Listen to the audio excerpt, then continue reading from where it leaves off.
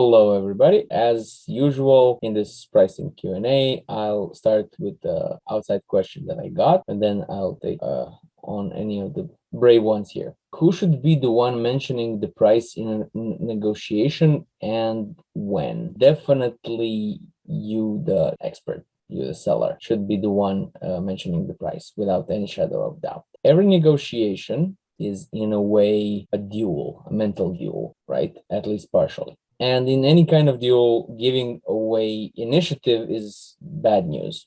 People feel uncomfortable mentioning the price, and then they postpone it and try to forget that sooner or later it has to swim out. And then at some point, the client will boil over and say, okay, but how much will this cost? That's not a good thing. You can't run from it.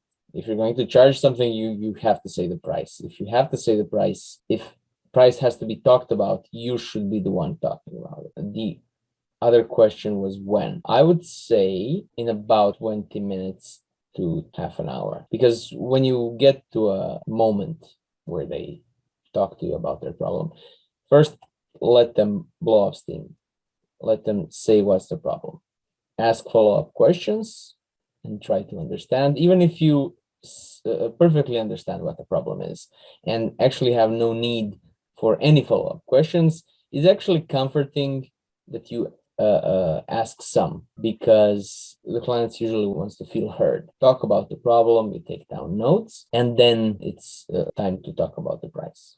Within the follow-up questions, you should get to know why they want done what they want done, not just what. You're not a waiter, you're an expert. So why they want to do that, why they want to do that now, and why they're talking to you. That's the most important among the things that you want to get to know. Once you know all that, you're ready to say the price. So about 20 minutes up to 30. It depends on how easy to talk to it is to that client. I hope I answered that. Marian, hi. Hi. You had a question. Yes, something I was wondering about is two words that are often used in pricing and negotiations, and these are price and an estimate. So I was wondering whether there is any relevant difference between them. Yes, especially when people are talking about hourly rates, right? You know that something is going to take like 40 hours, and you say this is going to take me about 40 hours, so the price would be 40 hours times my hourly rate. But this is an estimate. You're not saying it's going to cost that much. You're saying it's probably going to cost that much. If you're done sooner, you get less money. If you're done later, you get more money. Sometimes the sooner part is cut off and not mentioned, because you really don't have any incentive to report it being done sooner. The point is that it's an estimate. If it takes longer, you're going to charge more, but that's not really a price. You're not standing behind that it's going to cost that much. Let's say most of the risk is on the buyer. You're doing the work, you're doing the estimate, but if you're wrong, you're basically rewarded for it, right? So this may be the normal thing in some situations, but this is completely different from, let's say, the actual price. So the price would be 40 times my hourly rate, but I'm standing behind that price. I'm saying it's going to cost that much. If it takes me less time or more time, it's going to cost that much. So if it takes me more time to do it, all of the risk of that is on me, the seller. The buyer knows exactly how much money that is going to cost, and that's not going to change, because the value is not going to change for the buyer. I want a widget built by an IT developer, and I know how much money I expect from it. And I'm not going to get more money from it because the developer took more time to do it, right? So both things can be viewed as unfair. Both things can be viewed as fair, but they're not the same thing. It's often important when you have a higher hourly rate than your buyer expected. And they say, well, but I know people who have a much lower hourly rate. You can say, yes, okay, but this is not an estimate. This is my price. I'm a professional. I have done these things many times. I know how long it's going to take me. And because I know, I'm willing to stand behind the price.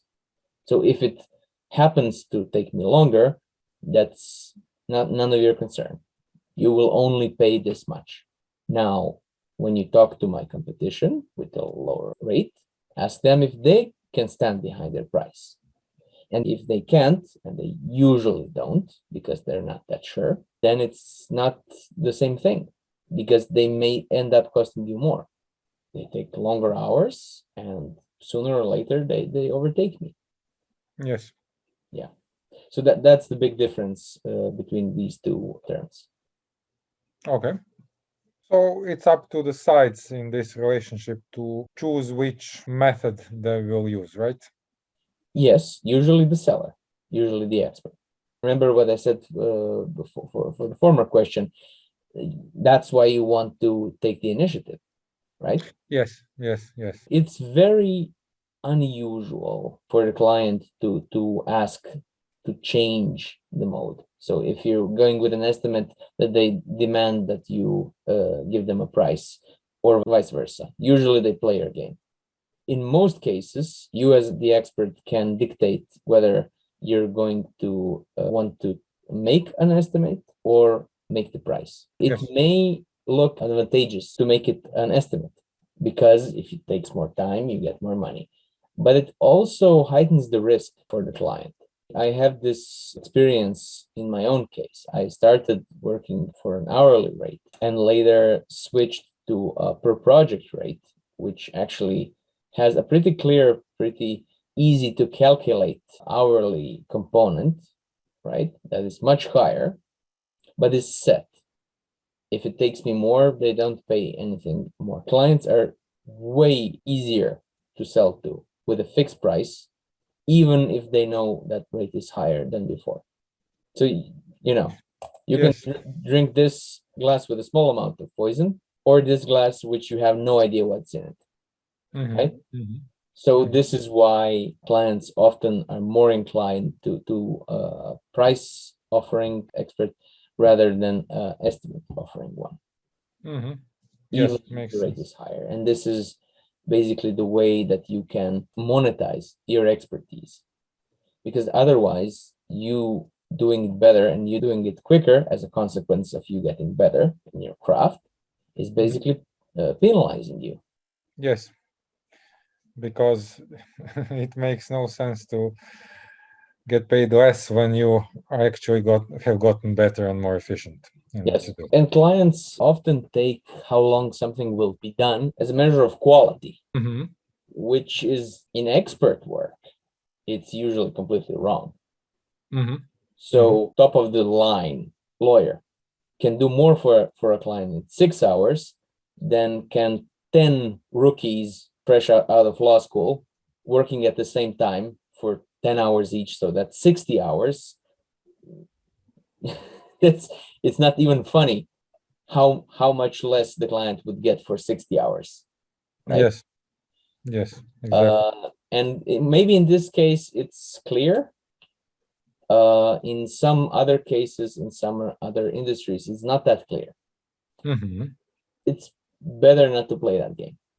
It's better to come out with the price and reduce the risk, and in that way defend your price, let's say. Okay. If I may follow up with another question. Yeah. It kind of builds up on what you've been talking about right now. You have mentioned in one sentence that the buyer might say that somebody has a better hourly rate. However, what I was wondering about is in the negotiation, during the negotiations, what would be your advice on how to approach a situation where a buyer refers directly to another offer that he might have gotten, another quote? What if he basically says that he got an offer by somebody else who can do it for a better price? Okay. The funny thing is, I would say I know people who have lower hourly rates than me as well. I'm not referring to hourly rates. Okay. Go on. Let me be more specific. Okay. Let us suppose that we're talking about price, Okay. not an estimate. Okay. So price is on the table, Mm-hmm. and the buyer tells that he has another offer which has a better price, a lower price. Mm-hmm. Okay. What can I, as an expert, do in this situation? Okay. So I'm going to first answer in a general way, then in a specific one, as an Mhm. example of the general way. So in general, worry him, make him more worried than he or she is. Why? Well, let me simplify. Let's say that by law you have to buy a black box, right? And you have two boxes on offer.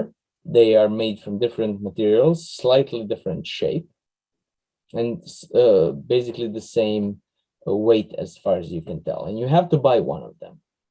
And one is cheaper, one is more expensive. Most people will just buy the cheaper one because it doesn't matter.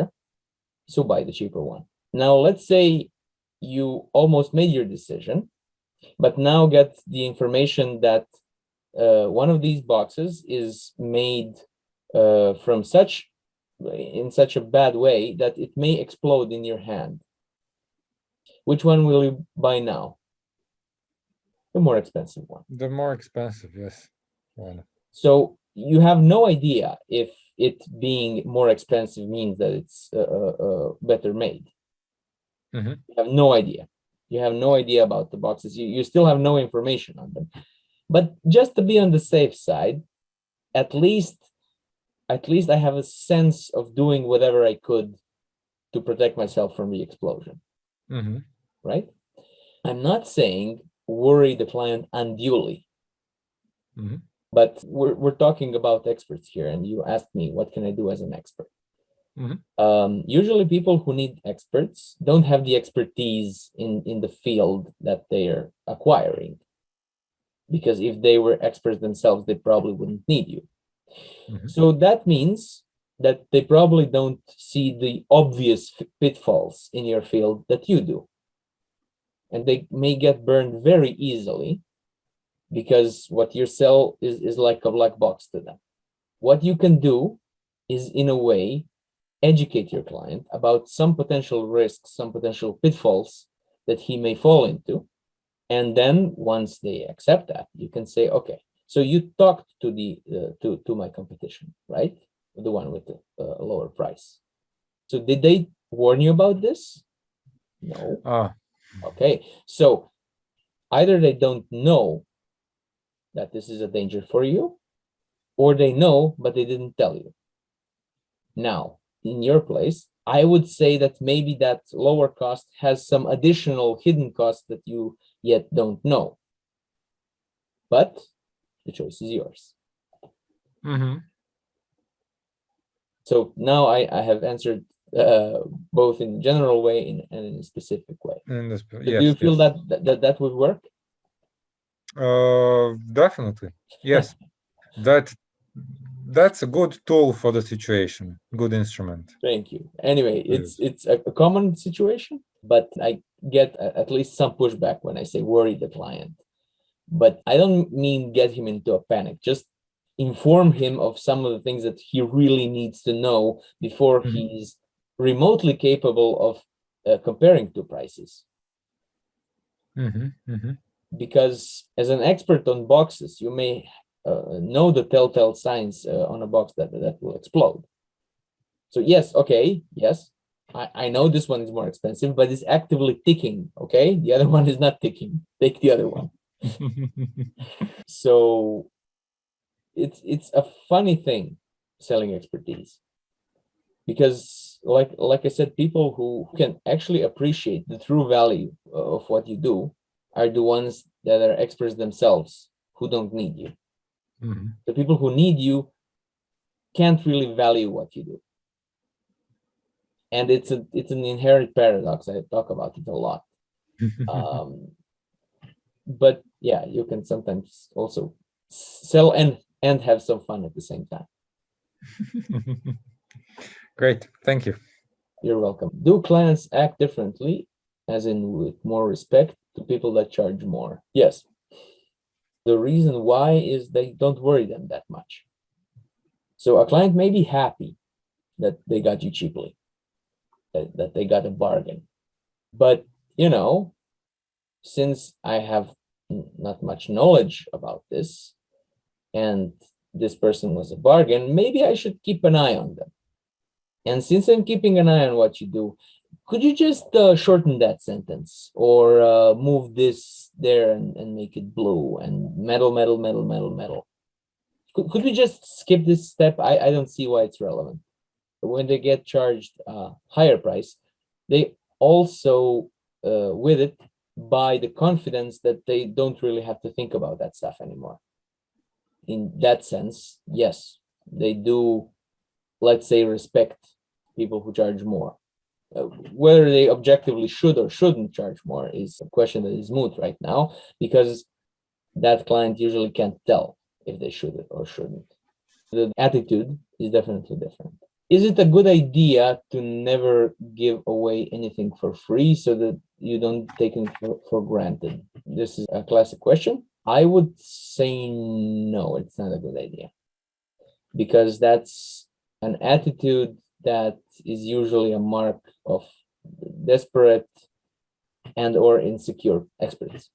And don't get me wrong, in many negotiations, I was the one who was really either desperate and or insecure. I've been there. But even if you are one or both of these things at the same time in the price negotiation, you never want to show that. So in general, of course, you should draw clear boundaries about the free stuff that you give away. And I would say, so I can do that, but only for 2 weeks. I can do that, but only for 2 hours. I can do that, but only for the first phase or something like that.